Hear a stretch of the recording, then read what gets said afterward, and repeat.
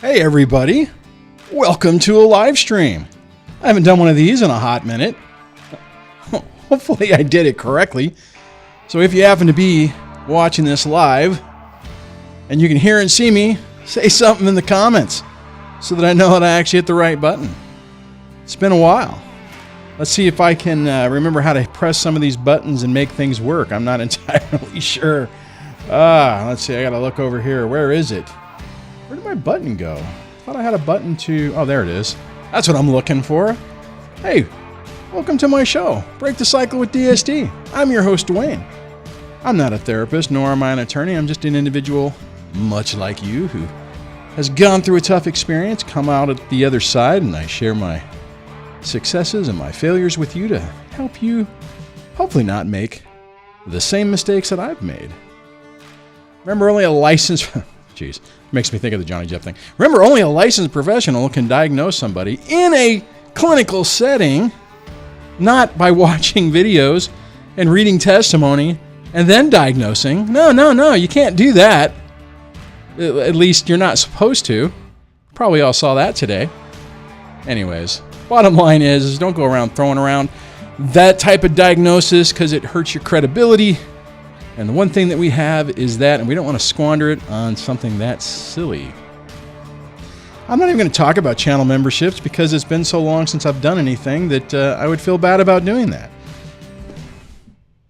But this I do use. If you want to get notified via text message directly to your phone, directly, text DSD Live to the phone number 844-598-0012.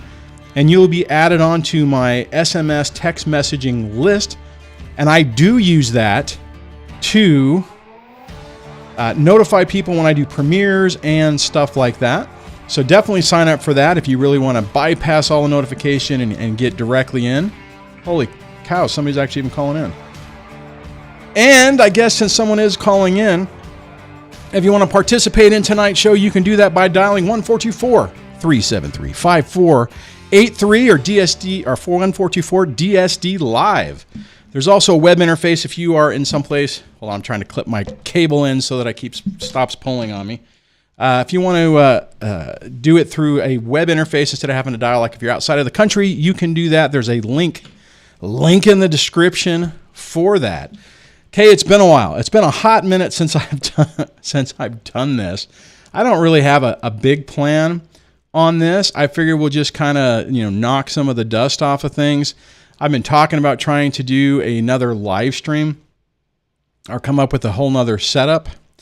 And, this is part of the precursor to that. I might even have some exciting stuff coming up, maybe. So let me see. I actually do have a caller. And I'll go to that here in a second. Like I said, I don't necessarily have a big plan for tonight. I figure we'll just kind of hang out for a bit. Before I do anything, I just do want to say hello to the people who noticed that I went live and jumped in. We got Dan Ski says, "Hell yeah, hell yes, get you some DSD coming at you live." Yeah, that's true. The Wise Chat Manager saying or laughing. Silva. Now, see, obviously my glasses are a little messed up because everything is not focusing right. Silva 8 Ac, not sure if I'm saying that. It says, "I'm new to the channel." Actually, I think I can even highlight. Yeah, I'm new to the channel. Thanks for the great content. I'm 6 months in, and this road has been very difficult. Dude, this is not the easiest experience. Obviously, you're going through that. You know that. But hopefully this channel and this community will help you out. William says, "Hello from Ohio." Well, hello to you, William. See, I've remembered how to highlight comments. We got John Boston saying, "Hello, Duane." CJ Free says, "I'm here." And now I can cover the Wise Chat Manner. Look and sound good. So at least I hit that button. Trisha Biscuit, I haven't seen you around in a while. I said, "Copy that, buddy." D-Dad says, "Hey, Duane, it's Dan from Rhode Island." Hey, Dan. Ruben's on. It says, "Hey, thanks for being there." I just want to, on that, one of the things I am grateful for is the opportunity to have taken a really difficult experience and turned it into something positive. I remember when I was first starting this whole thing, I don't mean the channel, when I first started this whole process, and it was some of my darkest times, my darkest days, I used to often think, there's got to be a purpose for this. There has to be. And I wasn't sure what it was going to be. I didn't know what I could do to turn this into something positive. Back then, doing a live YouTube show was not on the radar. None of that was. And, would have never thought about it. But I am absolutely grateful for the last, what is it, 5 years, 6 years? I can't remember if we're rolling. I think we might be rolling up to year 6 of the DSD channel. And to be able to have this in this platform and have the opportunity to interact with you guys, to be able to help people, to get the emails and the comments of what this channel has meant. I mean, we've seen some of that even in the comments so far. And that was interesting. What? Oh, I guess I think my device, which I cannot name, is making noise in the background. Anyways, it's been a very humbling experience. So anyways, oh, hey, cameras and coffee. My good buddy Mike says, great show today. Thanks, Mike. I've been talking with him about getting his new show set up. All right. Well, you know what? I am going to try to bring this caller on. And guys, bear with me because, hold on, I'm trying to remember if there's anything else I need to do before I hit the go button. But I'm going to attempt it. I shall test and hit the talk button. Hello, welcome to the show. Duane, how are you? It's Frank. Hey, man. You know what? When you didn't answer quite at first, I'm thinking, okay, I did something wrong. What step did I forget? Hey, Frank, how's it going, man? You are live on the show. Oh man, it's so crazy. Like, I've been trying to look for different resources for help. Things have taken a turn. I'm part of this group called the Conscious Co-Parenting Institute. I literally called them like 4 times tonight because I needed some advice dealing with parental alienation. My daughter's therapist was meeting with my daughter and proposed this idea that the therapist actually suggested to my daughter, why don't you tell your dad that you're going to tell him when you should see him? And I'm like, are you kidding me? Why would you say that to my daughter? Oh, man. So now they're the parenting coordinator and my child's therapist, like, just try it. I'm like, I thought we said the kids don't decide. And now we're putting you want me to put a rubber stamp on it? Isn't that the wrong? Well, I don't know what's going on. She doesn't really know the situation at all. She's a new therapist. Yeah, that's taking my daughter. Well, your ex has finally shopped around and found somebody who's gullible and manipulated. Dude, I'm sorry, man. Have you talked to your attorney about that yet? Well, the court just fined me $20,000 about a month ago, and because I took my ex, you might remember this actually. My ex left the state. I live in New York. She left the state for a few months at the beginning of the pandemic. I took her to court and won. Convinced the judge said you have to come back to New York, and then came back. But then over a year later, he retired. Just before he retired, he decided that, well, I don't think you really won. You should pay her legal fees because we're going to say you lost. And then the new judge said, not only did you lose, you have to pay those fees, but we're actually going to give you a penalty because that was a frivolous lawsuit. I was like, how was that frivolous? She left the state with my kids with no sign of coming back. I took her to court to come back so I could see my kids. And at the time, it wasn't the judge, it was the clerk for the judge. And he said, well, you need to appeal, dude. You need to appeal that. I mean, that. Well, then I fired my lawyer because, once you've been abused by one person, you get abused by my lawyer's been abusive to me for years. He calls me the P word. And I told him I'm going to kick his A, and he shouldn't talk to me that way, but he still talks to me that way.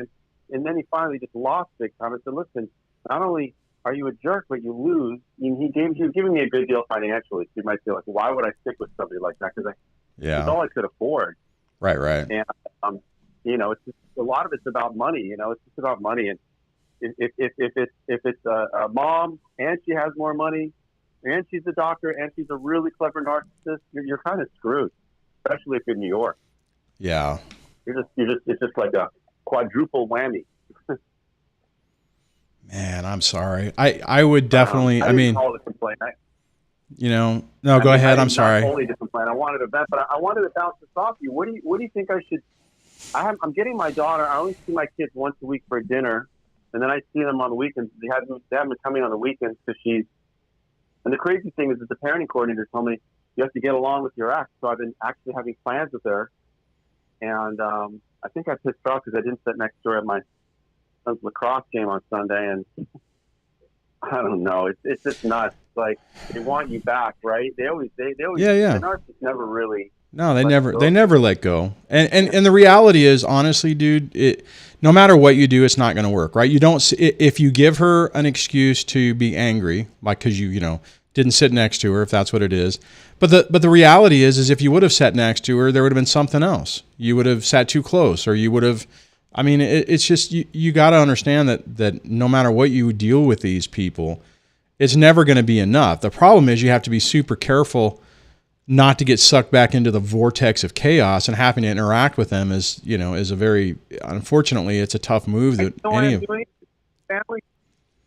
Say that again? Because the family therapist said, I'm only doing it because the family therapist said you guys need to hang out more and be friendlier. And I'm like, I'm friendly enough. I say hello, I'm nice. But no, you guys should spend time together.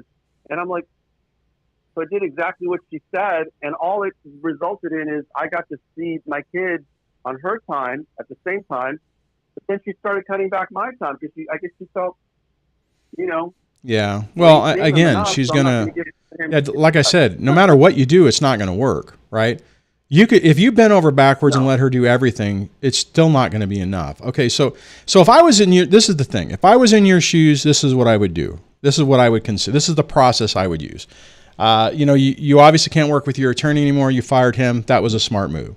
If I was you and I had money to hire another attorney, I would. And then I would also appeal what that last judge did, saying that, oh no, now we decided that you lost. We overturned that.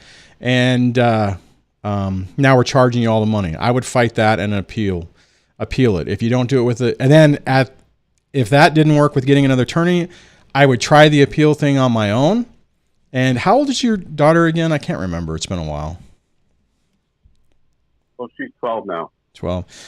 So everyone's saying, oh, she's a teenager. She can do whatever she wants. No, bullshit. No, not yet. Yeah. It's getting closer. I know. And the ex is trying to, Frank, here's the deal, man. And this potentially could be, this could potentially be a losing thing, right? If you get to the point that your daughter continues to say, I don't want to see you, daddy, whatever. I don't mind seeing you, for a couple hours, but I don't want to do whatever, then at some point you're going to lose, right? So a lot of the things I talk about on my videos and the advice and everything is trying to get to the point that you don't have that, right? And what I mean is, like, this is what I was able to do in my situation, and it was really tough, is I was able to basically get the kids to stop at that point. And because of that, then the parental alienation thing never worked. But I'll tell you, and even right now, I have a 16-year-old right now. If they come back next transition day, let's say not come back. Let's say they call on the phone or text me and say, Daddy, I've decided I'm never going to come see you again. What am I going to do? Right? It's like at this stage, that would be a checkmate and I would lose. And, so you got a couple of other steps to try, and then, you just see where you're at. The court's completely... the courts are completely wrong. You're not going to change absolutely. The courts, but yeah. The idea that a teenager decide that they're not going to see a parent is bull. And they decide that it's they're crap. not going to go to school. Yeah, and it's complete baloney. And parental alienation expert will tell you that's like one of the themes is what to do when they're a teen. It's the theme, and it's just. No, man, and you're right, and I think what you're saying is, and the reality of it is that you would think, or we all would think, that the family court system would look at it and say, hey, wait a minute, Frank hasn't done anything really horrible. Why in the world is his kid is his 12-year-old now saying, I don't want to see my dad, and we're going to give this 12-year-old the power to make the decision. Every one of us knows that's a pile of crap, and it's a case. I mean, it's basically the only time a kid ever does that is whenever one parent has either directly or indirectly convinced them, covert narcissistically or however you want to say it, that they, you don't want to see your other parent. They don't make you feel comfortable. That crap. So, but man, you haven't come. I mean, the thing is you haven't completely lost. You still have some moves to make, but. They should at least drum up some fake accusations about me, I mean, I love that. Yeah, that's pretty funny. I appreciate that. I mean, come on, we're just going to pretend the kids don't want to see me. Like, no one is actually going to try to say there's a reason for it. And then we have my ex who's done all this hateful stuff. Why are we playing stupid? Right. Why is everyone playing stupid? Now, if your ex never did a nasty, now they say, oh, well, all people are mean to each other. No, not necessarily. Actually, it is often one way. But they just want to say that because it's easier to dismiss two people, right? Johnny Depp and Amber Heard, they're both nuts. No, actually, she's the nut. He's a little wacky, but he's not a violent, aggressive person. Right. Yeah, he took drugs. That doesn't necessarily, so people are always going to try to, if they don't want to deal with it, or they just want to dismiss it, they're always going to find a way. Oh, yeah. And it's just a cop-out. Well, and the sad part about for us going through this is that time's just being lost, right? I mean, you fight something like you mentioned Johnny Depp. I mean, look at that situation. He's 6 years into this to where he finally is in court. I mean, and maybe now I think people are winning. He's winning. I think so. We don't know what the judge is going to say, but he is, or the jury's going to say, but he is winning because she just got caught out of Aquaman. I mean, we don't get into the whole Johnny Depp thing, but the point is that he won, and it's a great turning point for dads and men who are dealing with these stereotypes, because it's a validation that we can be abused, and it is clear. Now, I don't know if the judge is going to find that, because the burden is very high to say that. I think even if he loses, he's won. But I was going to talk about that in a little bit. Yeah. But hey, Frank, I got another caller coming in. Do you anything else you want to wrap it up? We'll wrap this up. Anything else you want to say? Just a question. I mean, so I'm getting my daughter tomorrow. Do you think? I mean, that's why I called. Do you think I should actually ask her to see her, or am I just going down the wrong path and just validating, or is she just becoming a teen and I should try to do whatever? I'm just totally confused on what to do. Duane? No, I'm thinking about it. Because I had a similar experience at the beginning or the end of last year, and but my situation's a little different because I was able to basically use contempt as a threat, and I think that's what got everything back on track. But I did have an experience where my youngest basically announced that they weren't coming to see me and they can make their own decisions and stuff like that. And I was like, the hell you are. And it turned into a mess. I mean, here's the thing. At the end of the day, what you need to do, Frank, is you need to be able to have some time with your kid, right? One-on-one time. So you're going to have to basically, I think the situation you're in now is that the fighting hasn't helped you. So you probably should try to find a way. I mean, this is a double bind. Find the best, crappiest solution that gives you an interaction with your kid, right? I mean, what I'm saying is that if you turn around and say hell no, you're not making the decision. The visitation is this time frame. You're going to come over. You can push that, but if you're 12-year-old, I'm not. I could just avoid it with her and just say, like, no, go back to the parenting court and be like, there's a scheduler, and if she's not going to do it, go to the court and say, we need to enforce the schedule. I mean, the problem is, as soon as I go back to court, then the judge interviews the kids again. I remember a couple of years ago they interviewed the kids, and the kids threw me under the bus. Yeah, no, and that the risk is what I would be thinking about. The risk is if you could play it that way. But the problem is, as I see it, is you go there, they could turn around and the judge could say, okay, well, because I've seen this happen, where the court turns around and says, okay, the kids get to decide when the kids can decide when they are going to see the other parent, and then Right. the mom, and like in your situation, mom should encourage it, right? And mom's not going to. I mean, the toxic parent's not going to encourage it. So, anyways, And you know what I've seen over the last since we talked, Duane? I've seen how close she's gotten with the kid. Like, I invited her over for dinner over here. Actually, it was crazy, and I was like, oh my God, that term enmeshment or trauma bonding or Stockholm syndrome, it's accurate. It's real. My son was sitting on her lap at 11. He's sitting on her lap at the table. Yeah. In my apartment. I'm like, what are you? I know. You feel like you're in an upside down world or in the Twilight Zone. But I'll tell you, man, that type of behavior is really common. So. Very common. And the therapists think, just like that Steve Miller, that Dr. Steve Miller, he gave that testimony in Connecticut. You should have just Googled Steve Miller, parental alienation testimony, Connecticut legislature. It's the best speech on parental alienation because he talks about enmeshment, he talks about trauma bonding, he talks about parentification, and he talks about how most mental health professionals, judges, and lawyers not only get it wrong, they get it back. Yeah. And it's just, and he's right. These therapists will tell you confidently, very confidently, exactly the what's not going on and get it completely wrong.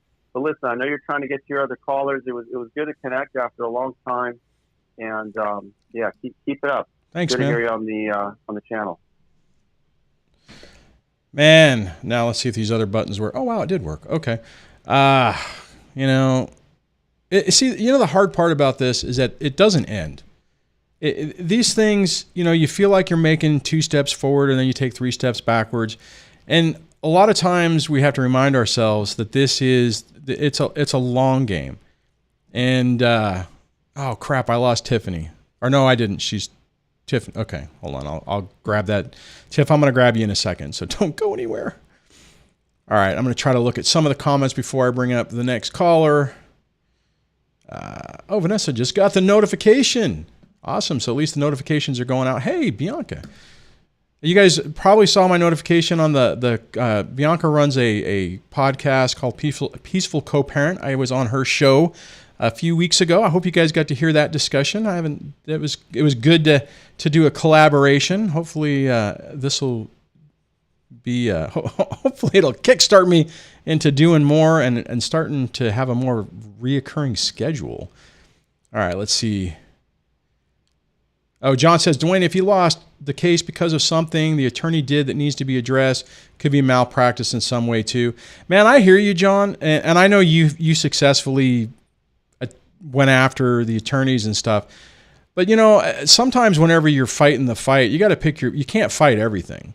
I mean, right now he's got to get this other thing fixed, which is just messed up. And I've known a lot of people whose attorneys have just totally hosed them, freaking gone and done something else and then went out of business or whatever. All right. I'm just trying to look at some of this so I don't miss everything.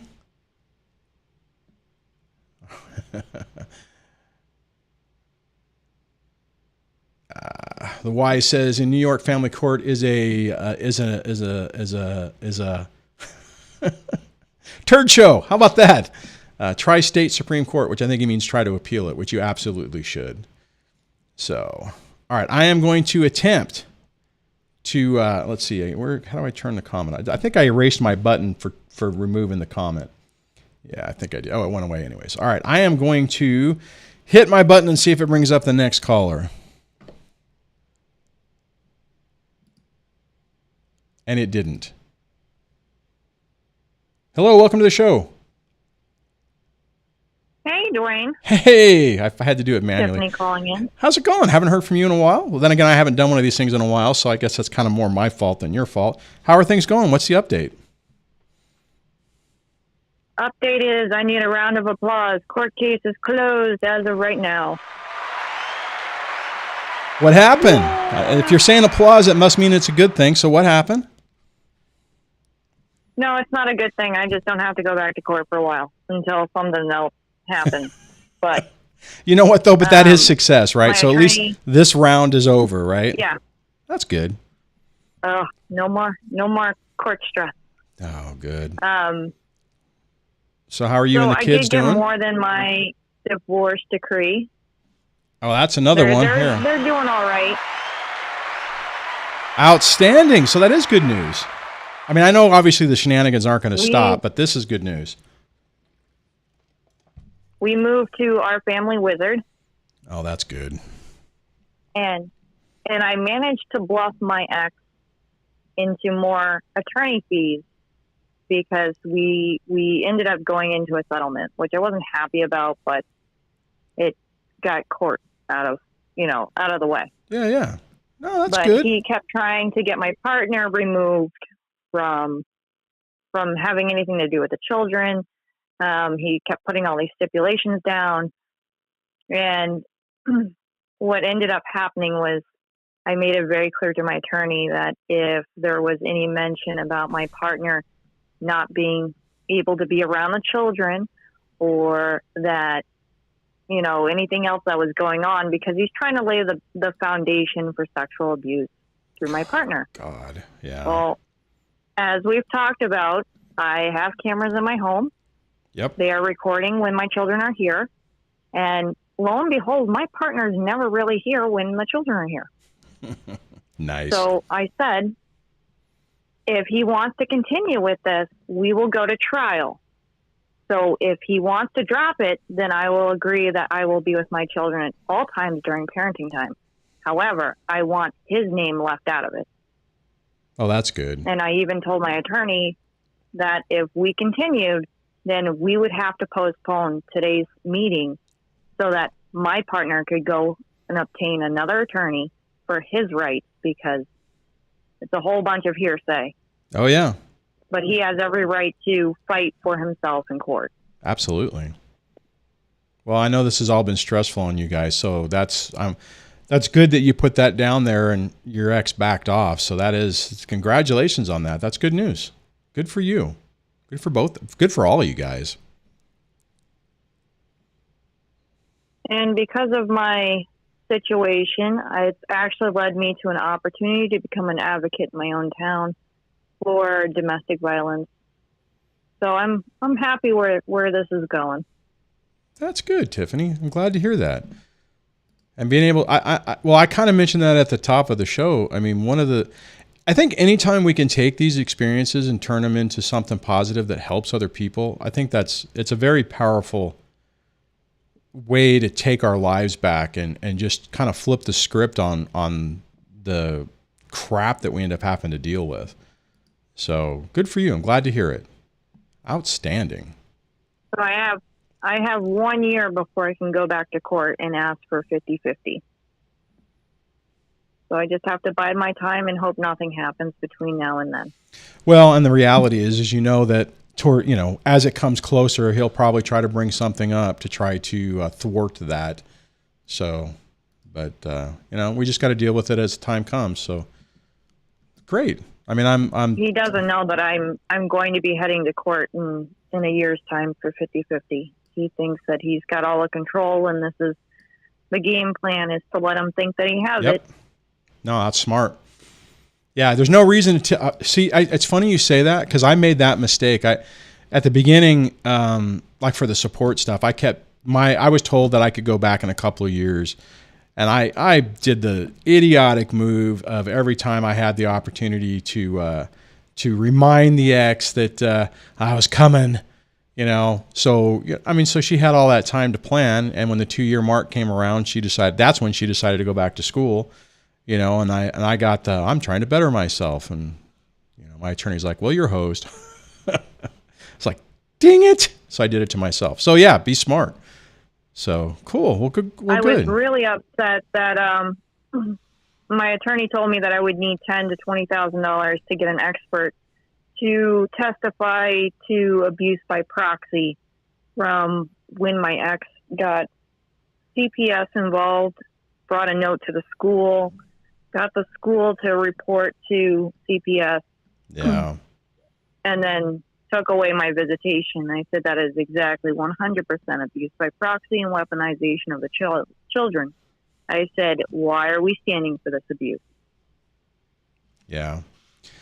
Oh, this system is just so screwed up, and not everybody has, tons of money to effectively fight it. Anyways, I don't want to end this on a negative note, because everything you said up to that point was good. Mm-hmm. So, all right. I just know what I need now for the next round. Yeah. Yeah. And hopefully he'll make mistakes that can help you in the long term. And at the same time, hopefully your kids will mature and advocate for themselves more and not allow themselves to get goat roped into it. It's just hard. These whole things, it's just bad. It's bad all the way around. So, but good news. I'm glad to hear that you guys finally have an agreement. I'm glad that you finally have your regular time back with your kids and can start moving forward. So I'm definitely glad to hear that. Anyways, all right, Tiffany, thanks for calling. Duane. Anyways, man, it's I don't. Let me pause for a moment. Let me say this way. I don't want anyone who's like, I know we have a couple people here who are new on this, and you're thinking, oh my God, I'm listening to all these stories that are just horrible, and does this ever get better? These people will always try to do stuff, but there are victories, and it does get better. And the other flip side to this is the more that we can do in the beginning to set ourselves up for success, the better off we are. I think that oftentimes, like for the person, I can't remember his name, but that was, 6 months into this, if you're way early into it, it really, and you're learning this stuff now, you're at an advantage, because a lot of the mistakes that most of us make, I made a bunch of mistakes myself. You don't have to spend time trying to undo that or correct it. Or if you've had your relationship with your kids start to slip, you can start trying to rebuild that. I know I've been successful in my story, but it wasn't easy.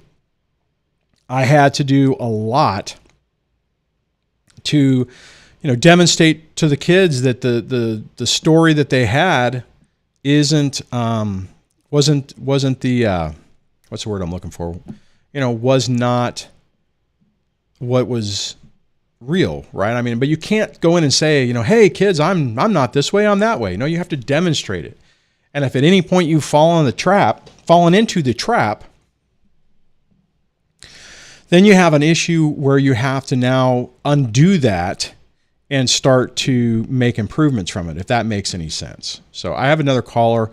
I'll grab it in a second. Let me just go through some of the comments, because I know I've seen, not a ton of comments, but there's stuff going on, and it's been a minute since I've done all this, so it takes me a little bit to have to go on, not go on, but to remember how to do everything.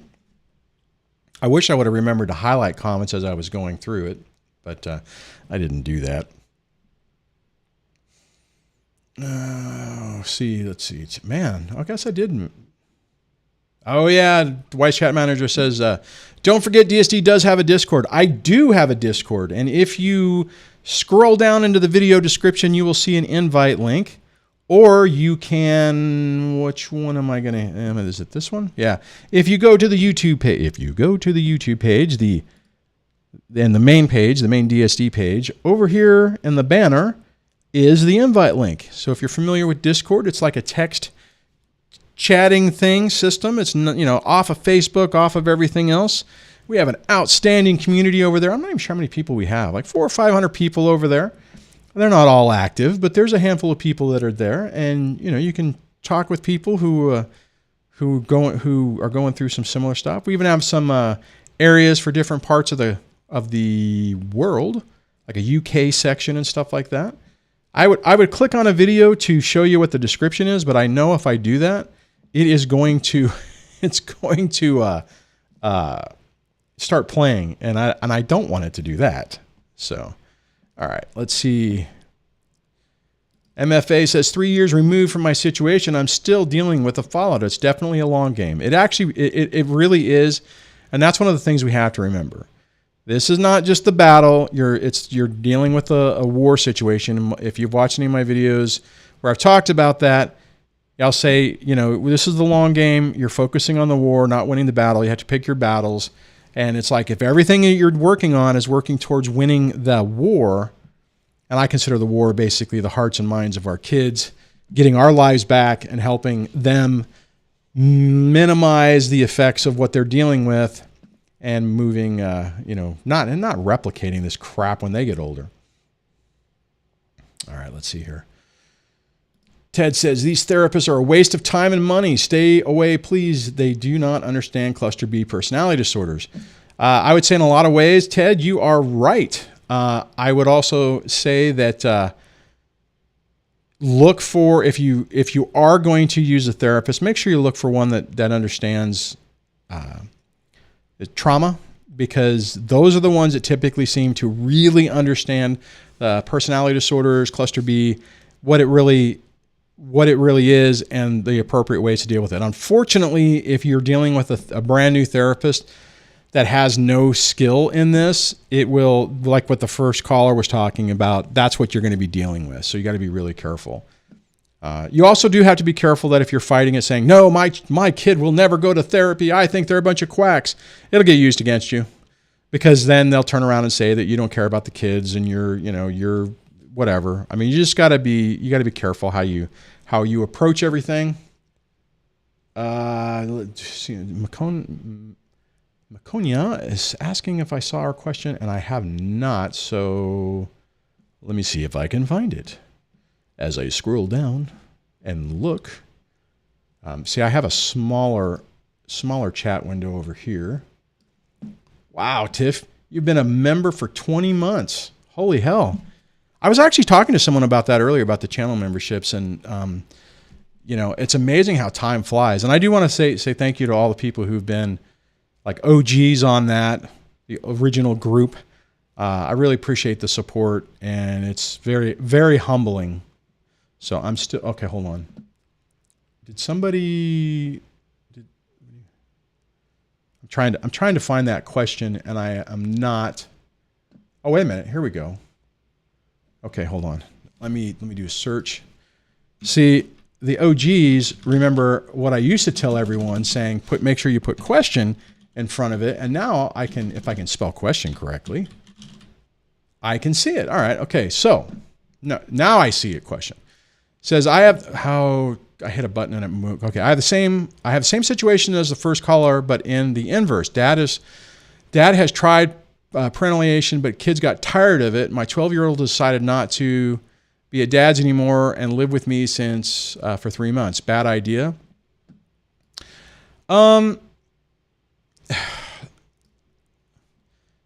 Let's see that.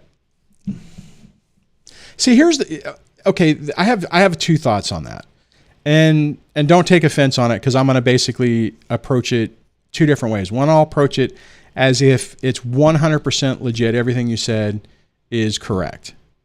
And if it's correct, and you're dealing with that situation, and you're in an environment to where you have more time with the kids, so you're insulating them from that, then okay, that could be considered not a bad thing. Now let's turn around and let's say, see, this is where it gets dicey. Let's say hypothetically that's your opinion. Let's say it's not entirely true. Your kid is basically siding with you because that's what they think they want to hear. And if that's the case, you might be okay for a little while, but what will ultimately happen is the kid will realize they've been manipulated, and it will blow up in your face later. So, and I'm saying this both ways, because there's multiple sides to this. And it's tough, because what I would want for every one of you guys watching and listening right now is to have the maximum amount of time to where you can provide the safest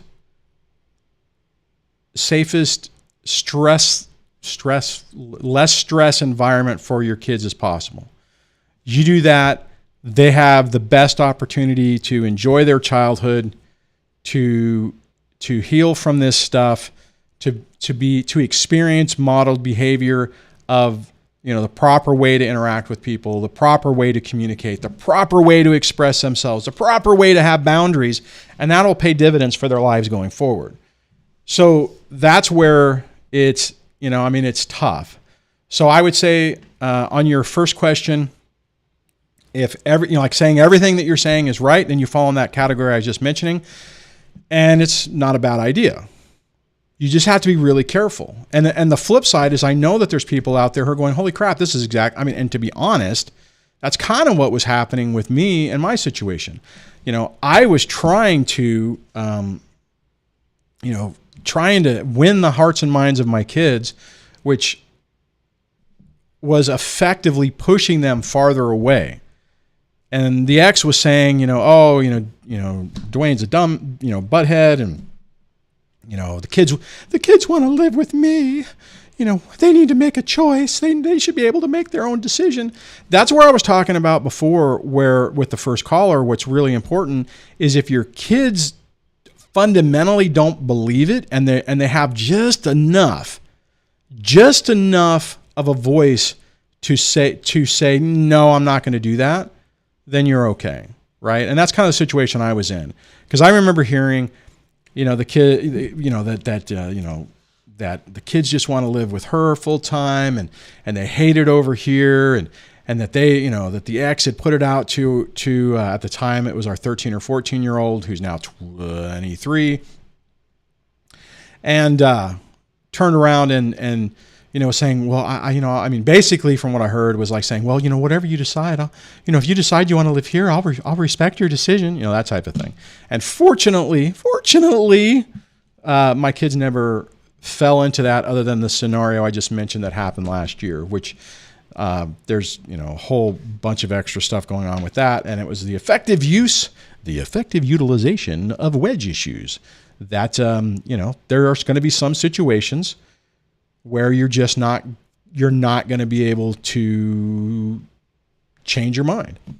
I was talking with, I won't say who, another YouTuber, I guess, who was having a similar situation, and their older child decided that they wanted to spend the night with their 17, 18-year-old kid. No, not 18, like 16 to 17. Hey, I want to be able to spend the night with my boyfriend. It was his daughter. And he's like, the hell you are. And mom used it as a wedge issue, and the 17-year-old decided they didn't want to come and just completely obliterated the relationship with the dad. And it's really tough, and we all got to be careful about that, because unfortunately these people, I saw some people do the hashtag these people. Unfortunately, these people, they don't stop. They will continue. They're the same on year 10 as they were on year 1. And when they find a wedge issue, and that's kind of what happened in my situation, my ex found a wedge issue and was effectively able to use it. And I've had to, not that I went back and watched my videos, but all the techniques I talked to you guys about, I had to turn around and take a step back and reevaluate and reapproach it. And it's been tough. If that makes sense. I don't know. You guys will have to let me know if I just spoke in circles. Okay, I'm scrolling down to the bottom part of the comments. Okay. Sorry, I should have been. That's weird, because I had your name. Oh no, I looked at question. I hadn't highlighted your name. I was looking at question. Okay, so 12-year-old doesn't want to go back to dad's, and I've encouraged to go back and spend time. So you're doing it right. Dad won't cultivate a relationship with the 12-year-old, and he feels betrayed, but I didn't choose this. 12-year-old showed up at my house. Now you're doing it right. And the thing is that a lot of times these people really like to be victims. So they'll take a scenario and, okay, so for example, it's actually, okay, so this is kind of interesting, and I'll be a little bit, I got to be a little careful what I say, but very similar to my situation, to where when that whole scenario happened, right? And I'm like, okay, and I just waited, right? I was angry, and there were, things I considered doing or whatever. And I didn't, because I understand that the kid, the child is in the middle of this and dealing with a bunch of crap. And I just waited to see what happened. And, you go on to say that, your child has only slept over once at dad's house since March. And let's see, half of the reason dad is losing the one, I don't understand what that word is. He won't take the kids to therapy. The ions, young ones, maybe? See, guys, you got to be careful about, and this goes like with what Ted was saying, about not going to therapy. It's a double bind. It's another one of those things where you really have to pick and choose your battles. I had a coaching call the other day where somebody was having and dealing with a similar situation, and he had put his foot down on some stuff. And it's like, no, I'm not going to do this, this, and this. And now it's being used against him. I'm like, well, you gotta reevaluate your approach, because you're losing. You're being spun. You're being not spun. You're being portrayed as a certain way, and now your behaviors are demonstrating that. And now you're taking other people and you're basically pushing them towards, the X. You're basically making them flying monkeys. So you have to you have to re-engage and approach it differently.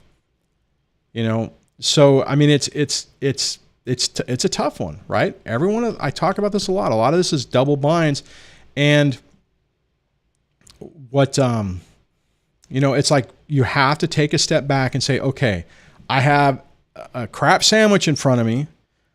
I don't want none of it's good. But you have to find the least offensive way to deal with it to move forward, if that makes any sense. So, okay, I have 2 callers on. I'm going to go to one caller. I do see some questions about the Amber Heard thing, so I'm going to highlight that, and then after this caller, I'll hit those. Let's see. I do want to highlight this before I go, where Ted says, "What do you mean are you people?" I think you're making... Tropic Thunder is what I think you're making fun of. At least that's what I think you're making fun of. Anyways. Okay, I am going to go to the next caller. It just says custody, so we shall see. Thanks for waiting for 24 minutes. I apologize about that. Hello and welcome to the show. Hey, DSD. It's Duane. Sorry, it's iTumbler. Sorry. Hey, man. How you doing? What's going on? I'm doing good. How about you? I'm doing all right, man. I'm doing okay. It's all about perspective. I haven't. Yeah, it really is. I was curious. So it's kind of crazy because I've been on this journey when I was in my court case, my original court case. I was calling in and I was getting your feedback, and it was really helpful. And it's kind of weird. So I'm happier away from doing, I guess I'm legally able to change the court order in December. Okay. So basically what I'm saying is so I have about 45% of the time, and I'm trying to get to 50-50 essentially. So there'll be an additional day, I think, the way that it would work through the week. But I was wondering, is it, in your opinion, do you think it's worth the battle, I should say? So my daughter will be 3 this summer. So we have many more years to deal with this sort of thing. But let me ask you this. The thing that we brought up. How are things going right now? How are things right now? So it's kind of it's been up and down, with the ex. Okay. Things have been, there was a period of time where we were really against each other, and then things got better, and then just recently it got worse again. So in the past several months, so I think it was November or so, I actually got a better job. Okay. So now it's posted on LinkedIn. She could look at it, because I don't want to hide it. I don't want to have to hide. It's not a matter of ego or anything, but I've gotten job offers through LinkedIn, and I don't want to Yeah. Okay. Like, dude, right. What you're talking about right now is a good example of a double bind, right? I mean, because it's like you put it out there, it really is. and now she knows you're making more money and you're moving up, and now that's going to create potentially problems. So is she going back for more child support? Is that what's going on, or what? Or she just now she sees you doing better, and so she's trying to make things worse? She's not trying to make things worse. So she knows I have a new job. Okay. She doesn't know that. But it's a matter of like, okay, she could take me back, get more child support, you know? Right. But my thing is like, I have 45% of the time, you know, if I go back for, you know, 50-50, obviously it's not a guaranteed, you know, thing, you know, it could be rejected. The thing that scares me most is that for whatever reason, my time will be reverted. You know. Let me ask you this, because it's been a while. Yeah. So you said you're at is your time 40 or 45%? It's 45%. Okay, so 55 to 45. Okay, and are you joint? So joint legal, joint custody. Yeah. So I have. Okay, so like medical decisions and. Oh no, that's right. You have certain things. Certain things you have, if I remember correctly, certain things you trump, you get to make the decision on, but everything else is joint, right? Yeah, so there's 4 things. So in the state that I live is in Georgia, we have medical, religion, education, and extracurricular activities. I have religion and education. So that's really good, you know, having the education piece because then, you know, that my daughter can then go to the school that's close to me, which makes sense. The thing is that if you've ever been to Georgia, the traffic's pretty bad. And she's already been complaining about how the current situation is because we have to meet in the middle right now for exchange. And she's not going to like a daycare or anything. So if she had actually come to around where I live right now, her drive would be so horrible that she would literally be driving probably about maybe 3.5 hours a day. Mm-hmm. I mean, possibly. So anyways, I guess where I'm like kind of wondering is that like, it's kind of like, I don't know, if you have experience, you know, like trying to go for 50-50, like, well, if you have like additional time that you're trying to get, is it like worth like even going back? Here's the problem that I see, right, with you doing, I mean, now if you were talking, you had every other weekend, that's a different story, or if you had even less time than that. The problem with where you are now is, I mean, all things being equal, if you went to court and said, hey, you know what, this is working out, I want, you know, an extra day, I want it to just go to 50-50, week on, week off or whatever, which I mean, at 3 years old, they won't agree with that. But the problem is your ex isn't going to just sit there and not do anything.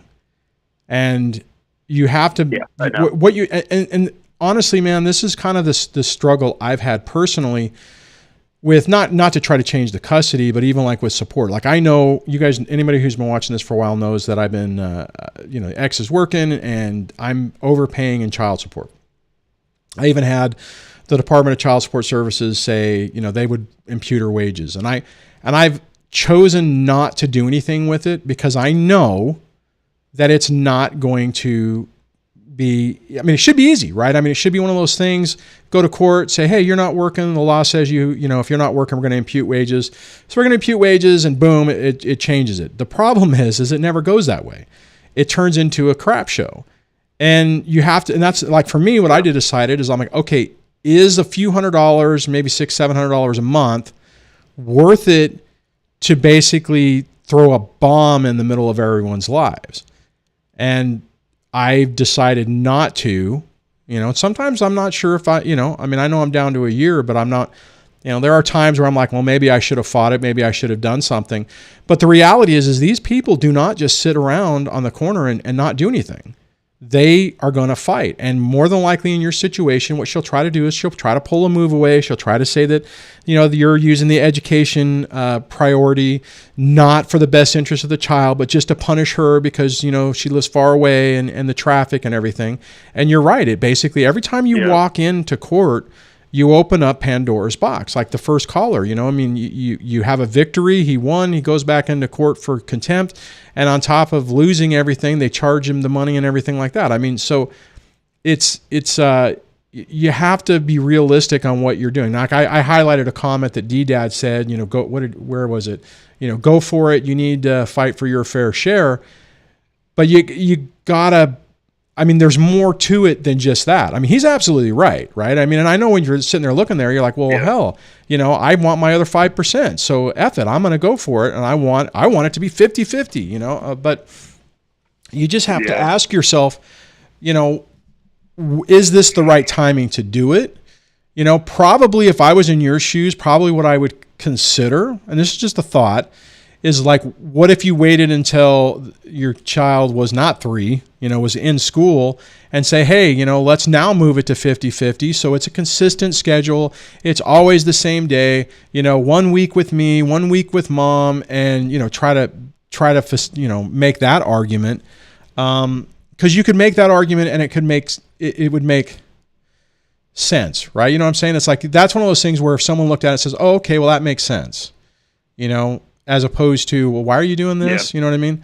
So, but dude, I guarantee you that if you try to go for 50-50, it's going to turn into a big fight, and, you know, your promotion is going to come up. My guess is that she would try to change custody because of the traffic and how problematic this is. I mean, that's one thing that these people can do as their trump card, is to move away. I was talking to a person the other day, and that's exactly what happened with them. Everything was great, and boom, all of a sudden they haven't seen their kid in weeks because mom decided to move towns.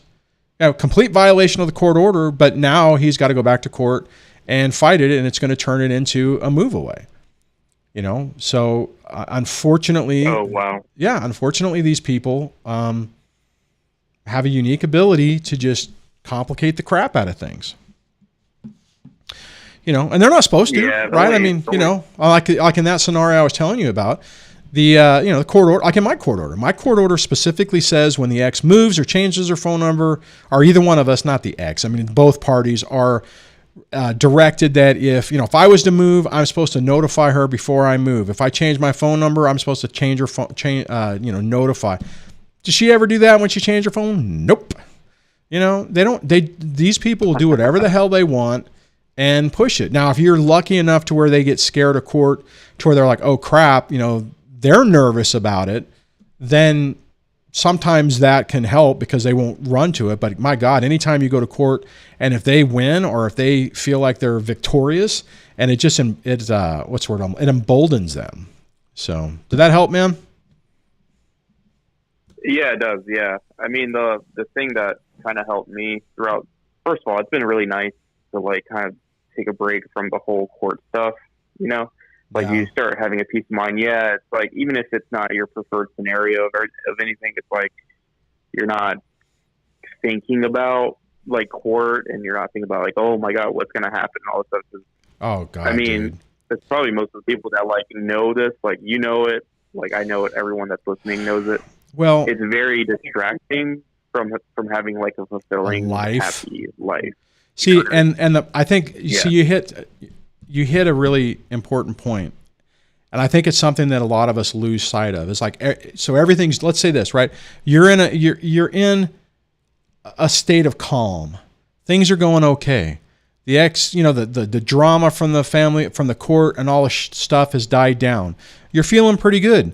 And you forget about it. I've actually coached some people who've had this. I had one guy way back, a few years back, who was like, oh, the ex made a decision, unilateral decision to move our kid to a different school, and I don't like it, and this is not good for them, and I'm like, do you want to die on the sword on this one? And he goes, yeah, this is my hot button issue, and whatever. I said, okay, well then you got to fight it, right? I mean, if picking your battles. If this is a battle that's super important to you, but what I'm getting at is talk to this guy. He did it. 2 months down the road, he's like, oh my God, this has cost me I've dumped $6,000-$7,000 on the ground. I'm not getting anywhere, and I don't even care. I don't care that these kids are going to the other school. And I'm like, oh my God, dude. It's like, I'll just say it. What the fuck? I didn't say that to him, but I mean, it's like, you just blew yourself up for what? I mean, so you have to really think through this, right? And that's why I'm glad you're asking this question, iTums, because, you really have to think it through. I mean, on face value, absolutely. Yeah. You should have 50-50. You've already won some of these things, so you should go back and eke out that other 5%. But then you really have to ask yourself, what is the cost? What's the cost financially? What's the cost emotionally? And what's going to, be the outcome of it when you're on the other side of it? That's why it's like, I mean, again, going back to my thing, would I love to would I have loved to have had that extra money and had her wages imputed? Absolutely.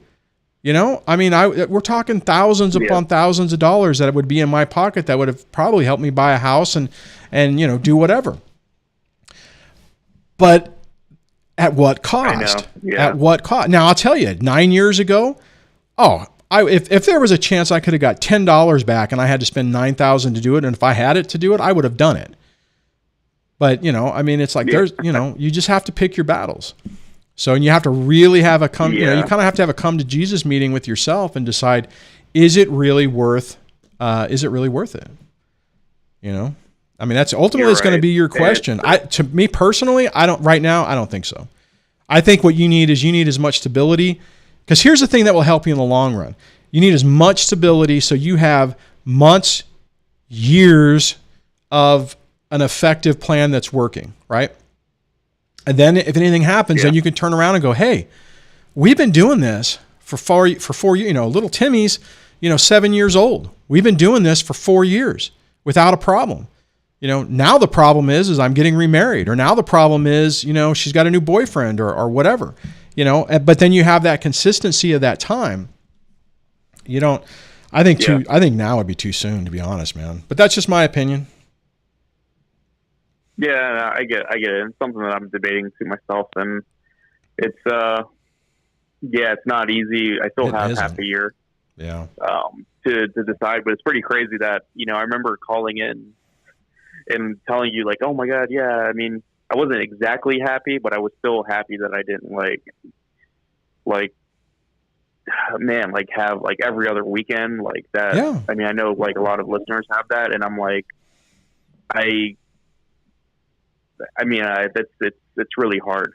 So I really feel for them. There was a time where I couldn't see my kid for like almost a year. So it was a long time for you. But I don't want to be seen like a complainer or anything like that, because I know other situations are a lot worse. But no, anyways, I understand. That's all I want to ask. All right. Well, thanks for calling, man. Appreciate it. Yeah. One thing I just want to add on to that. I wish my little thing would work. The one thing I'm going to add on is every one of our situations is unique. And when we start looking at other people's things, like what the caller was saying, I know other people, and I mean, who was it? I think the Wise had commented saying, I wish I had 45%. It's all about perspective. Right. I mean, so I guess what I'm saying is right there, the person who has every other weekend probably, it doesn't like it, but the person who's not seeing their kid at all is saying, man, I wish I had every other weekend. And then the person who's not having every other weekend, but has video or reoccurring video calls is saying, oh, at least I wish I had the every other weekend. But then the person, I guess I should have added that in there, right? So you got the person who's the every other weekend, you got the person who's only ever able to talk to their kid via phone or remote. You got the person who is in the beginning of this and they're not able to interact with their kids at all. And then you have the person who probably has a permanent restraining order that's been ordered to never talk to their kids again until they're 18. There's a few people like that on the channel as well. And it's all about perspective. Excuse me. Oh, I should have muted that. Sorry about that. But that doesn't mean that, like for me, I mean, I got 50-50, but there are times where I'm like, oh my God, this sucks. You know what I'm saying? So it's don't diminish whatever you're in. It's all about perspective, but I mean, the pain you're feeling or the struggles you're having, they're legit.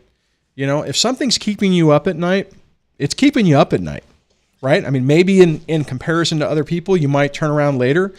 And I would say I fall into that category when I look at my own life. I'm grateful for what I think I made a post about that the other day on Facebook. Is I'm grateful for the life I have. Is it exactly everything I ever wanted? No, but I am happy with my life. I mean, you guys, I mentioned earlier about the wedge issues and the problems I'm having with my youngest. I'm still happy with my life. Do I wish some of this stuff was not happening? Absolutely. But I am grateful that I'm not where I was 10 years ago, still in this relationship, dealing in that nightmare and blinded in the fog. So, is Merge on? Did I miss Merge? I see the Y says what Merge said. All right, I'm going to do a quick search. Merge. Whoops. Gosh darn it. See, my keyboard's sideways, so it's messing me up. Oh no, it's just what. I can't remember what he called his new channel. Anyways, I apologize. I got sidetracked. Doesn't take much. And I got one other caller. Let me do this just in the off chance. Oh, that didn't work. Come on, go backwards. Why is it not going backwards? What's going on? Oh, I went all the way to the front. All right, hold on. What I wanted to do is just for a moment, just say, hey, if you did want to call in, because we have had some callers, the number is 1-424-373-5483 or 1-424 DSD Live. Maybe I should have left that up longer. I'm going to go to the last caller, or the current caller, after I reset my stuff.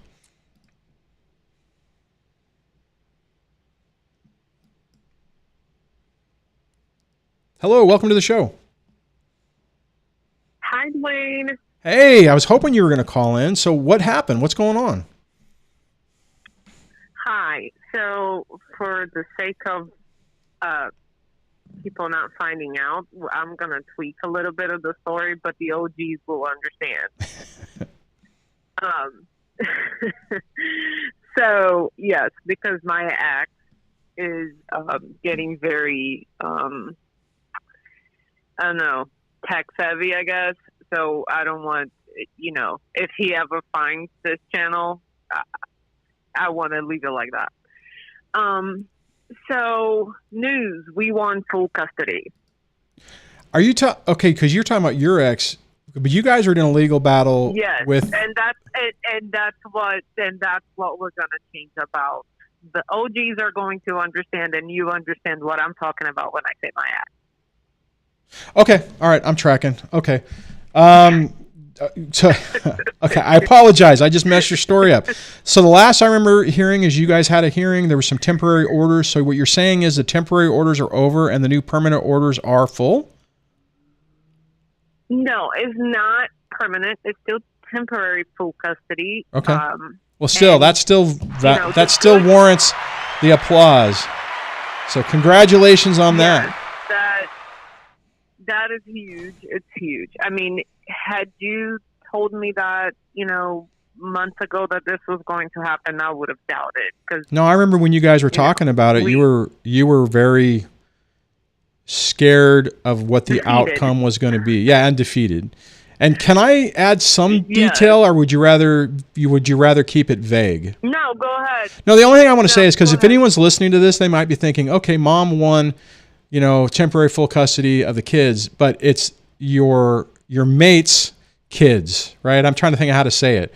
So the dad basically and his new wife, who's on the phone, were able to effectively petition for this and have one temporary full custody, right? Do I got that correct? Yes, you got that correct. So I just want to say that. So I just want to say that. So if guys are listening to this going, oh great, here's another story of a mom winning. No, we're talking about the dad winning. Oh, I get it. Yeah, that's why I just wanted to clarify that. It's that. So when are you guys going back? So how long is the temporary order gonna hold? So the temporary order does not give us a time frame. Okay. What it really does, it gives her steps to correct some issues in order to get her time back. So in our case, good. Exactly. But in our case, we're actually going to go back for contempt because she has not followed 98% of the court order.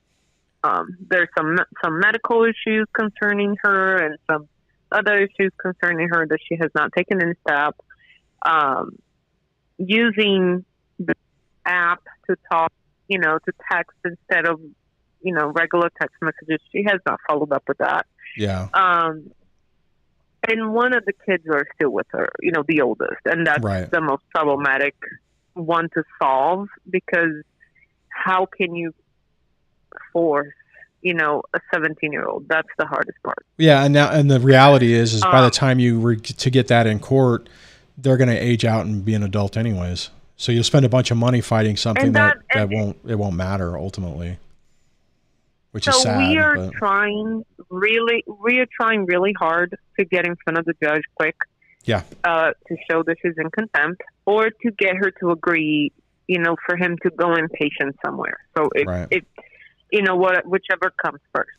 But it's not. In our thinking about it, if he is not coming directly to us, maybe she's not feeling like she lost something or that she has some kind of control. If she chooses him to go to a place, it's kind of that game we all know. Lucky for us, she has not been the covert anymore, right? So she's over the top. Good. That helps. It sucks. It's harder, but it's also better. Helped. Right. Yes. Well, that's probably why you guys won the temporary full custody, because they, when they're hiding, behind the mask, and we're freaking out, which I think for a while there, that was kind of the situation you guys were in. But as if we can allow them to lose their cool and show their behind, it can pay dividends. Yes. So for us, that has helped a lot. And another step that we have taken, if I can, and actually called to talk about this to everybody else in the channel. The one thing that has helped us so much was working with our reunification therapist. It's not your regular therapist. It's reunification therapist. They work directly with parental alienation. And, we all heard of, Amy Baker and all the famous ones. But we were lucky enough to have one here in our hometown. And I asked her, does she do remote? Does she do conferences? Does she help parents? Does she testify in courts on behalf of parents? And she does all that remotely. But that has been a game changer for us. Oh, that's good.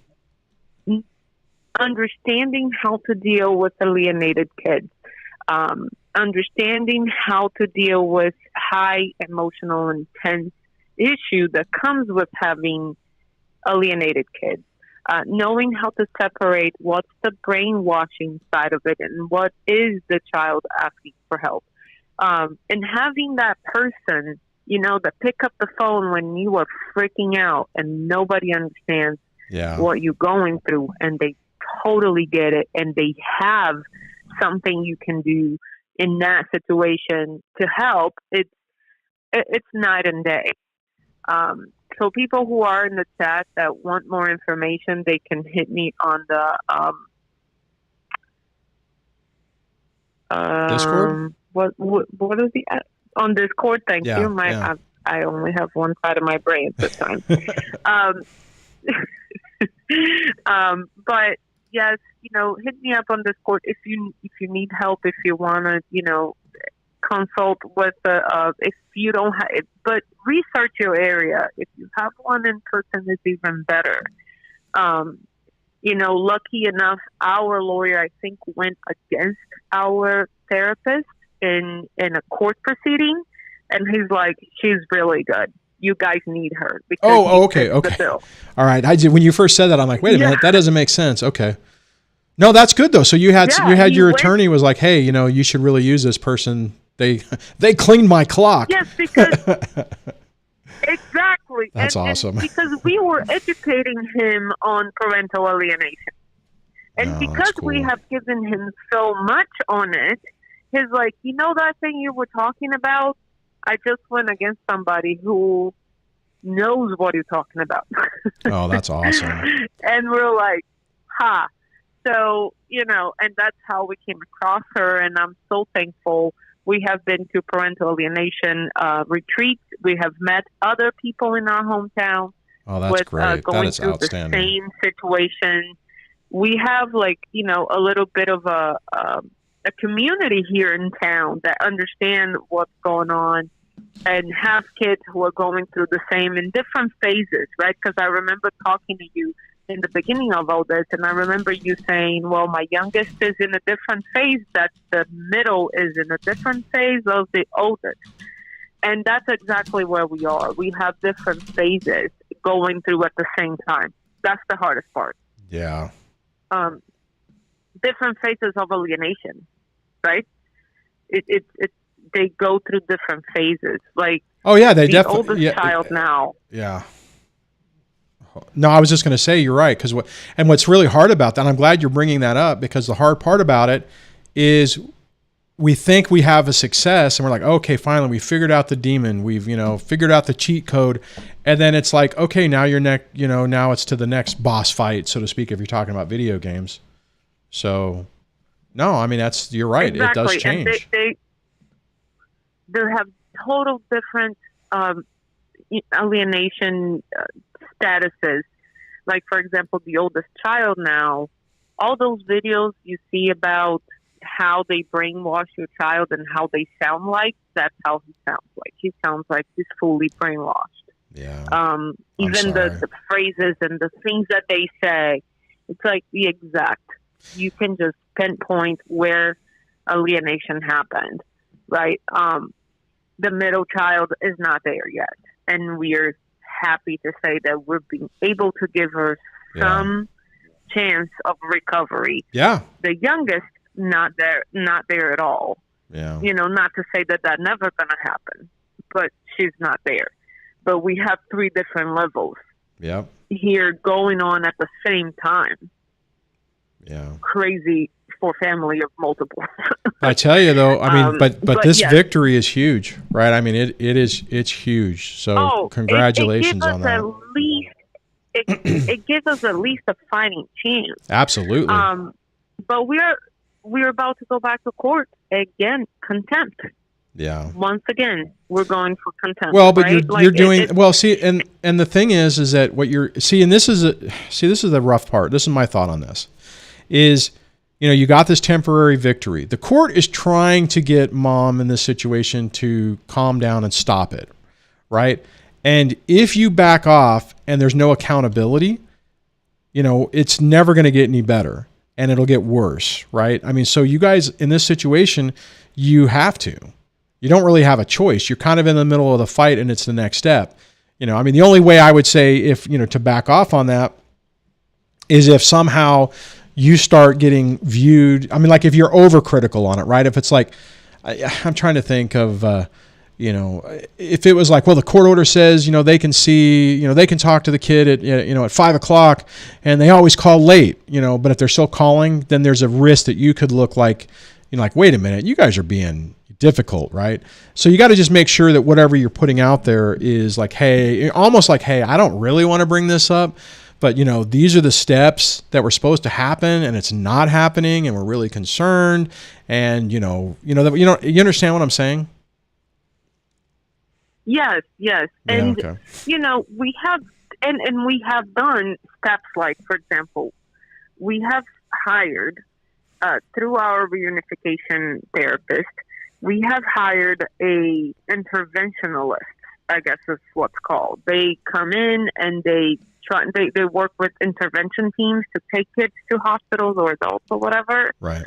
To try and get custody of mom without us having to cause a scene or further traumatize the kids. Right. Using, the police officers and stuff like that. See, and what people who are listening to this don't understand is there's a lot to this backstory, and that's like why the caller was saying the OGs understand. So anyone who's listening to this is like, holy crap, what's going on? There's a lot of problems, and there's a lot of serious issue with the kids that are going on. That's pretty scary, I guess would be the best way to say it, right? Would you agree with that? Yes, and serious things that have happened to mom, that's also very scary, right? It's not just things that happens with kids. So, and it's the next step and the next step, like you said. But we are happy that we're giving these kids a fighting chance. At this point, absolutely. And I understand different levels of alienation, we learn to settle to so much less than we initially hoped for when we started the fight. And now we're just happy to give them one fighting chance of walking away from, the brainwashing and the manipulation and everything that comes with it. Yeah. No, I hear you. I guess.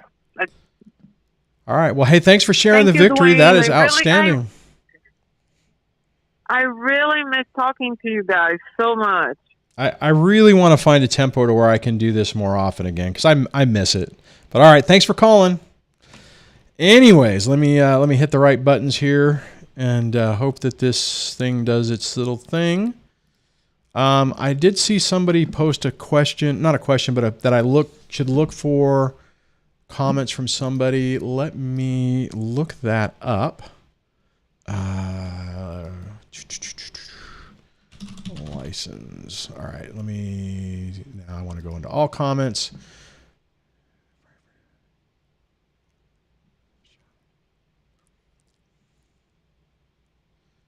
Okay, so it's from License Break 13. It says, any advice for a friend who has an ex who is alienating him from his child? He has proof of the child endangerment charges and has even put his child in a music video. Put his child in a music video. I think you're saying that all right, let me look on that. Well, the main thing is that, let me do this. Let me say, I would recommend that you have your friend go over to my main channel, scroll down to expert interviews, look for the interview with Cordell and Cordell. If I can find, see, my glasses are not helping me out here. This one right here, interview Cordell and Cordell Law Firm. This guy talks about how to address behaviors and patterns of behaviors to where you're not saying they're a narcissist, they're doing this, they're doing that. It's where you can really show what's going on and utilize it in court. Hopefully this person has an attorney that it's a good attorney that will help them navigate this. I'm not an attorney, nor am I endorsing anybody. Sometimes people ask me that. But you also mentioned that he has, he has documented papers that he found off the police report, so that you have that information. You got to find a good way to get that into court and to use that. And that's really going to be the key on that. She was charged and had pleaded guilty, but no jail time. Here's the problem, though. Just the other thing you said. It says, from what I know, she was charged. She pled guilty, but no jail time. You have to be really careful how you approach this, and in that video he talks about that. Is you have to tie it with how it's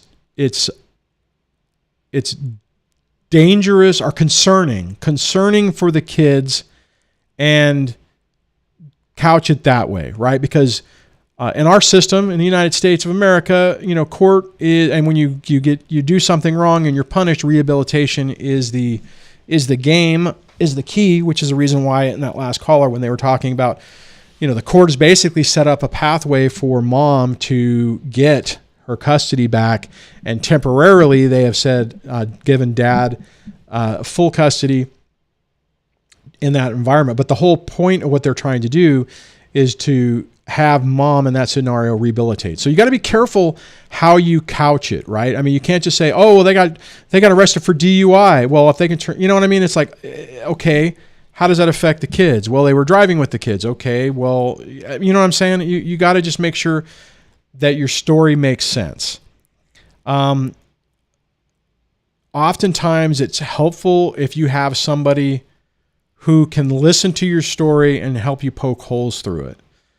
And it's a lot nicer if you're doing that and it's not a $300 to $400 an hour attorney. So License Break, let me know if that helps you out. If I missed anything, if anything else somebody wants to add on that, let me know. Let me grab some other favorites. Somebody had asked Benji, if I'm saying, dude, I'm sorry, I mess up names. Says, what do you mean by the website for the worldwide, world narcissistic abuse recovery? That is this. I think this is the fourth one. So on the 1st of June every year is the World Narcissistic Abuse Awareness thing. They typically have a symposium, which they've never invited me to. Anyways, I kind of laughed. So they're going to have a whole week during this summit, easy for me to say. They will have guests. I'm trying to see if I can find them. These might be the guests this year. I'm trying to see. Oh no, here it is. No, that's last year's speakers. Where is? Okay, so maybe I'm on the website for last year. But anyways, that's what they're talking about. It's a day where they're trying to promote awareness of narcissistic abuse. So hopefully that will help. Probably that trial will also help with that. Let's see. I did see a comment. I'll just pull this up. RMJ Movies Reviews just ended a 2-year relationship with an undiagnosed BPD. She could go from loving to cruel in a heartbeat. That's what they do. She never appreciated anything and constantly berated me, then praised me. Yeah, it's rough. And what's crazy is you can have one of those relationships. 2 years. Well, 2 years isn't. It's one of those things where it's like 2 years doesn't seem like a long time. Like for me, I was married 20 years, but 2 years is a lot of time for damage, right? I mean, Christ, just to look at the Depp trial. That wasn't a very long marriage. What were they married? A year? And that guy. Anyways, there are some questions on that too. I'm going to see if I can find those. But what I'm going to do right now is I'm going to go back to all comments, see if I've missed anything. Hour and a half. We'll probably wrap this up soon. So I'm trying to get down to the bottom. Getting down to the bottom.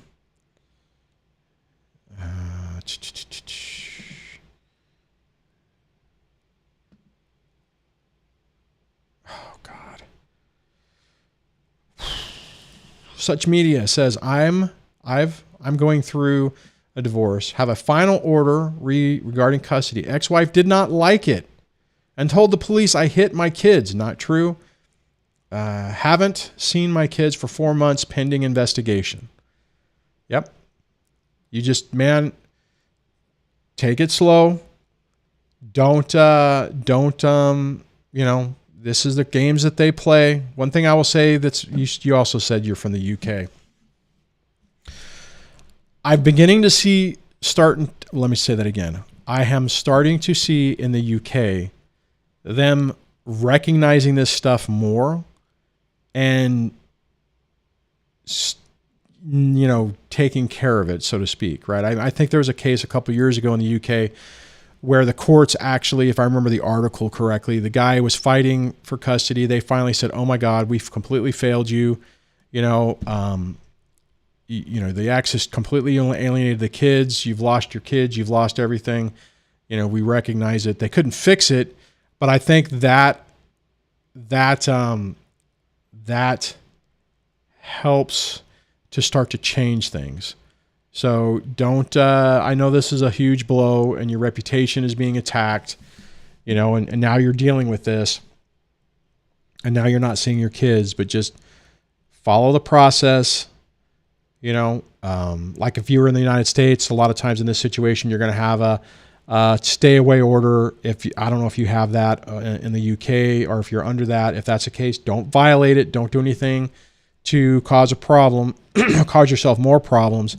And you're just going to have to let this play out and have it be recognized that it's BS. I've had a lot of people on the channel who've been in similar situations who have effectively navigated it and got custody back or at least got shared care of their kids. So I want to grab this. Where is it at?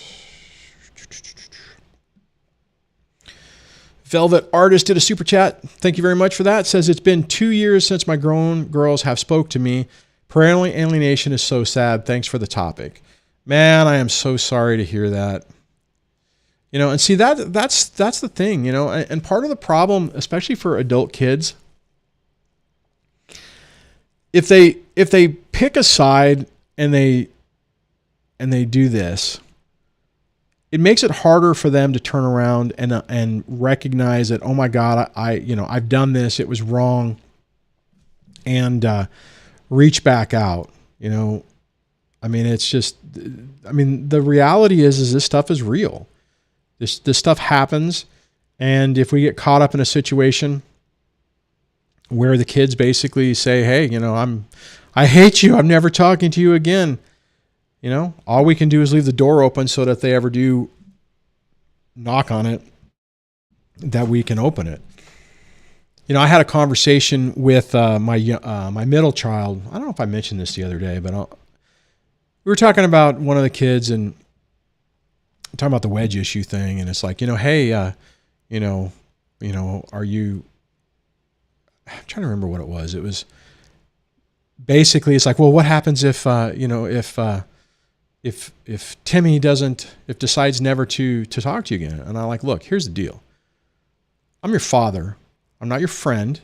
I'm not, you know, my job is not to be your best friend. My job is not to coddle you. My job is to try to prepare you for life, to make the best decision possible. And if you guys decide when you know, well, in this situation, the one I was talking to is an adult. You know, if you decide that I'm toxic for your life and that's the decision you make, you know, I'll be sad, but I'm not going to come chasing after you. I'm not going to beg you to, you know, please pick me. I'm not going to do that. It's not my job. My job is to be your parent. My job is to be your father. My job is to hopefully give you the skill set and the information enough that you can go into adulthood making good decisions and have a better life than I've had. I don't know. Let me know what you think on that one. So thanks for the support, Velvet. I am sorry to hear that that's what you're going through. Maconia says, when is the next one? I am not entirely sure. I am really trying to find a new tempo that I can do. And I have not been effective in that as of yet. So I'm still trying to figure that out. I would love to say that I'm going to do whatever schedule, but I'm not there yet. So right now there's nothing scheduled. I would love to be able to say, you know, tomorrow at 6 a.m. I will be back here. I would love to say that, but I don't know if that's realistic. But I appreciate the support, and I really do miss the live streams. I really do. Okay, so there was another question. Let me see. I think I tried to highlight this one so I could find it. So Kevin had asked, said, Duane, what are your thoughts on the Amber Heard and Johnny Depp defamation case? Okay, so here, and I kind of mentioned this earlier, I think, actually, let me break this up in two parts. And the first thing I'm going to say is this. It's amazing how different people see different things. In my video I made the other day, I made a comment about the Amber Heard thing, and I had a person who comments regularly. I would say they're kind of a regular commenter. I've seen their name in the comments a lot, and the person popped up and basically said, "Oh my God, how could you think that she's a liar? You've lost all credibility, and I am never going to listen to you again. And I'm unsubscribing, and I'm telling YouTube to never show me your channel again." And to be honest, when I first read that comment, I was like, I thought it was, oh my God, you think she's telling the truth? And I was like, oh my God, what the heck did I say? But here's my first take on this. It's really interesting how different stories trigger different people. And I would say probably, and I'll ask this in the comments, right? And we only have 30, what do we got? 30 people on right now? 24 people. We don't have that many people. So I'll ask this. How many people, just put in the comments, what team you're on. If you not team, whose side are you more on? Just say Johnny if it's Johnny Depp, Amber if it's Amber. Okay? And if it's neither, then just, leave it blank. My guess is that probably 90% of you are going to be on Johnny Depp, and probably some of the people who might be on Amber's side would not say it. But because, the problem is if somebody who's been targeted by a narcissistic ex and who has had their reputation smeared, right? Like, let's say, and you identify with Amber, that could be triggering. You could be like, oh my God, I can't believe everyone's, I see my ex in Johnny, and whatever. Now I'll tell you, for me personally, I see my ex in Amber, the facial expressions, the demeanor, the arrogance, the whole thing. So I don't get triggered anymore. But when I look at that story, I'm like, oh my God, I've seen that. I've seen that the word, God, if you guys have been watching the trial, the word salad, the everyone else is wrong and it's always someone else and, everyone's a liar. And, it's one of those things where it's like, holy crap. So, all right. So I'm looking at the comments. I see Johnny, but he's not perfect. MFA says the whole case is triggering and I haven't stopped watching it. Guys, if it's triggering, I would encourage you not to do that to yourself. Johnny. Okay. So a lot of people are saying, oh, I see wise. I see you say bye. I thought for a minute there when I brought it up, you're like, okay, I'm done. I'm not listening to this. Okay. So here's the next part about this, why I think that this whole case is important. This is showing in full HD color, and then with all the TikTok videos and everything, how obviously the case isn't done yet, but how somebody can manipulate things and tell a story and lie, right? And I said, my guess is probably most of us, when we see her on the stand and see her, my dog stepped on a bee, and the weird facial expressions and the weird looks at the gallery, and it's just like, what the hell am I watching? And probably a lot of us see that. So I think this is important because it's in everyone's faces that, holy crap, wow, a woman can be abusive. We're seeing it. Mira from Aquaman can be this person. And if I remember correctly, last week they had a therapist on who evaluated her as part of the case and evaluated her as having borderline personality disorder and histrionic. And we're seeing we're seeing the behaviors in real time. So, my hope is on this is, I guess for me personally, my hope would be that Johnny wins. They side with him. They don't say the defamation was on his side. And it is that crushing victory I talk about. And I think even if that doesn't happen, if they come back and they say neither one of them did it or whatever, I think he's still won in the court of public opinion. All right. Someone said do a poll. Pick a side, Johnny or Amber. Or none. And I'll just go Johnny. The poll idea is good because in that way it's anonymous. I should have did that in the first place. And none. So let me see if I can say. I'll just none. All right. Let me see.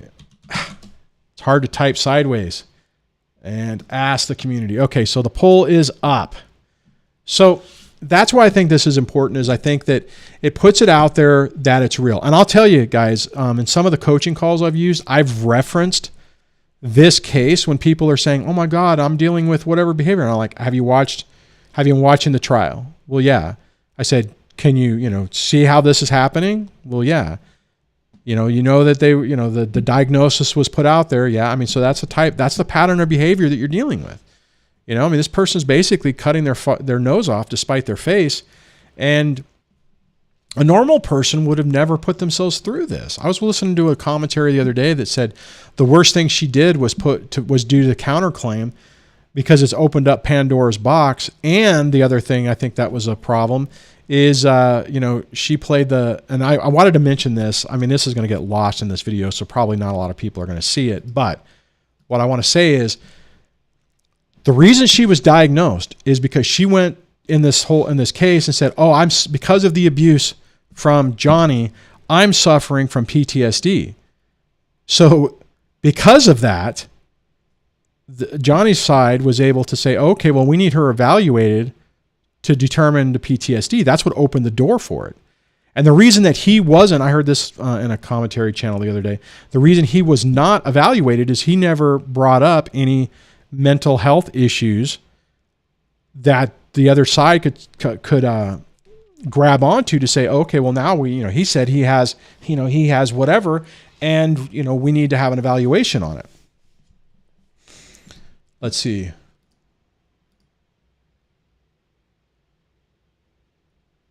Okay, somebody said 17%'s got some splaining to do.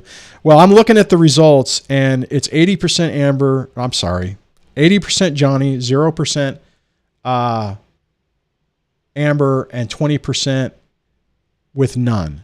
So, and I'm sure there are a ton of people who want nothing to do. I haven't really been watching it. Debbie's been watching a lot of it, so she's been telling me stuff. But I'll tell you guys, I mean, it is in my feed on YouTube.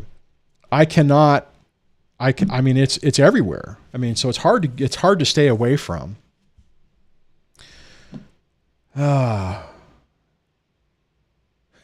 Tim says, who is none? Pick a side. No side. I should have said no side. 17% must be Switzerland. You guys are hilarious. I miss hanging out with you guys. I miss doing these live streams. Dang it. Oh, hold on. I'm filtered my comments by what do you call it? What I'd marked. So, all right. So let me go back to your comment. So so Kevin, did that answer your question? Do you guys have any, is there something else you want me to elaborate on that? If it is, please put it in the comments and I will attempt to address it. And then we'll wrap this impromptu show up.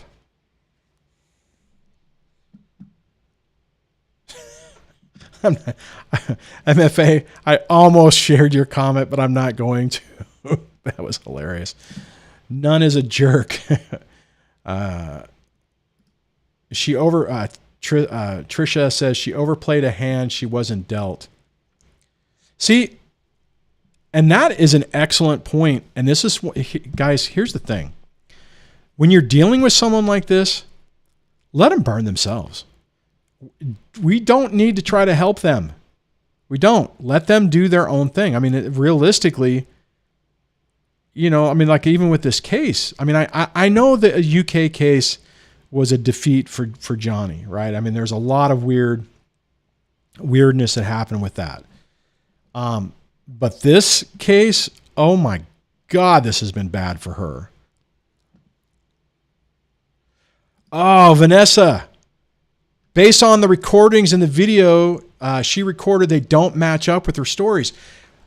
That right there, what you just said, that's the thing. It's like, I mean, when she was on the stand and talking about the bee stepping on her, or the, dog stepping on I just can't believe that, my dog stepped on a bee, weird face. I mean, that was bizarre.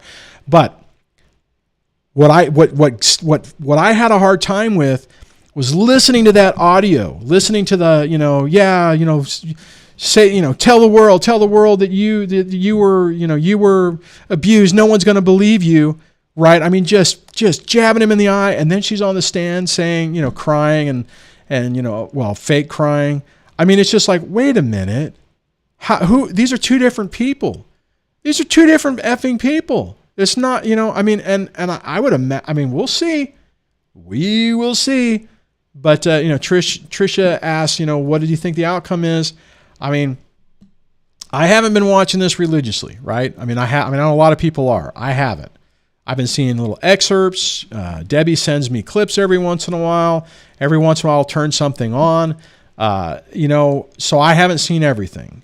And maybe what I'm seeing is curated to be negative towards Amber, but honestly, I would, if those people are listening to the same thing, and it's just weird, right? I mean, it's just what Vanessa was talking about. I think it was Vanessa. I mean, that doesn't make sense. Then you have how about this? How about the she was in the #1 movie of all time, the best movie ever. Aquaman 2 was the #1 movie ever? What planet are you on? Do a Google search. What is it, like 24? I mean, it's not insignificant, but it's not the #1 movie on the planet. What? And you start throwing stuff out there that just, it doesn't make, it's like, what? She's absolutely overplayed her hand. And probably if she wouldn't have brought up this counterclaim, maybe she could, because all she has to do is if the jury thinks that he abused her, that Johnny physically abused Amber, then there's no defamation and he loses, right?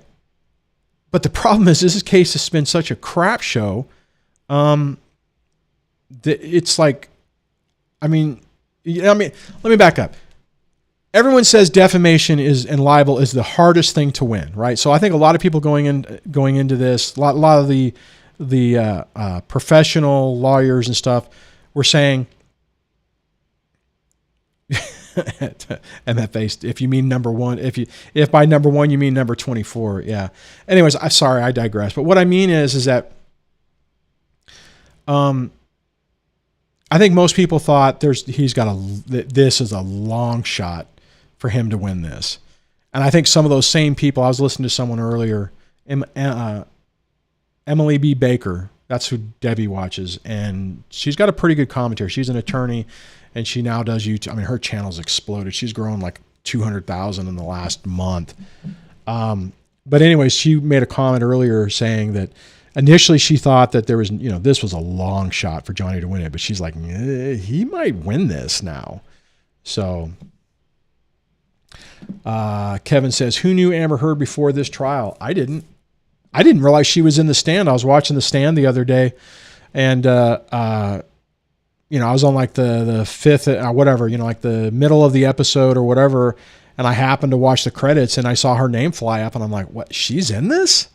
But just on that, guys, if you haven't seen, I know probably most of you don't want to watch anything that she's in, but I thought it was bizarre that the character she plays in that movie, Nadine, is exactly like the character that not character, but who she is in this trial and in real life. It was like, oh my God, it was just bizarre. Anyways, hey, Cy, welcome. We're getting ready to wrap it up, but thanks for coming. Glad we caught you. Tim says, I haven't seen much of the trial. I stay away from celebrity stuff because of lack of interest, but I have seen some of her slip-ups. It's amazing. Yeah, I'm not super into this, but honestly, it's the interesting part for me is how a lot of us are dealing with some form of this, some form of a smear campaign, and then even the flip side. What was it? I saw a clip the other day where she was talking about, that she was a victim of a smear campaign. How many of us have been on this to where as soon as the ex realizes what NPD is, they start blaming us, and if they happen to watch these channels, then it's a turnaround. I was like, oh, well, he's running a smear. Like hell, if my ex wanted to, she could turn around and say, oh, my ex is running a smear campaign with the channel. All it is to smear me, right? Ugh. Vanessa says, my dog stepped on a bee. I just want Johnny's money. with the face. You know what? I want to show some. I wonder if I can I want to show something because my son sent me this the other day. And I didn't get it at first, so let me see if I can. Do a capture of it, because I don't want to dox myself. So he sent me this. Let me see if I can pull it up. Pull it up over here, and I'm gonna come on, make it on the screen. What am I doing wrong here? Why is this not? Oh well, whatever. Technology is not. You guys might find this interesting. He sent me this, and I'm like, what the? It's a stuffed dog with its paw on a stuffed bee with the face emojis. And here's the funny part, is when he sent this to me, I didn't get it. I'm like, what is this? What is he say? What, did they get a dog? I'm like, no, that's a stuffed animal. I'm like, why is he sending this to me? I think I might have even said, what? Oh yeah, no, I started to say, I said, I don't understand. And that was like, oh, my dog stepped on a bee. Oh, sorry. I think I've been live too long, and I'm starting to get loopy. Okay, I'm going to end the poll. Let's see. We're going to end the poll with 80% of 25 people saying they're on Team Johnny. 0 people are on Amber, and 20% say they don't give a crap. They don't care. And I'm going to hit end of that poll, and it should pop. I wonder if it pops up to where I can highlight it. No.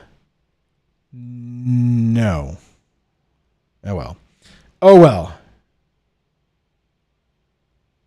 Yeah, I that's kind of funny. MFA says, cast Johnny Depp as Mira just to boop back. God, that's awesome. That's hilarious. Oh, that's funny. Tony Soprano. That's funny. I like that one. Hello, Tony. All right. I think that wraps it up. I appreciate the handful of people. Oh, we bumped back up to 35. I appreciate you guys hanging out. I appreciate the super chats. Chat, I guess. Thank you so much for that. I wish it was a more positive message that was shared. And on that, guys, thanks so much for hanging out. Check out my other comments. Kevin, are you talking about on this video or on this live stream? Oh yeah. Have you heard, you're talking about this one. Have I heard about the Enlightened? No, I haven't heard about that channel. I will have to look at that. So on that, guys, let's wrap this up. Let me hit the button. Thanks everybody for hanging out with me. I'm going to highlight the channel members if it actually plays. There it goes. Thank you guys so much for all the support, hanging out with me tonight. I think we did almost 2 hours. Yeah, we're right up on 2 hours. Definitely love hanging out with you guys. And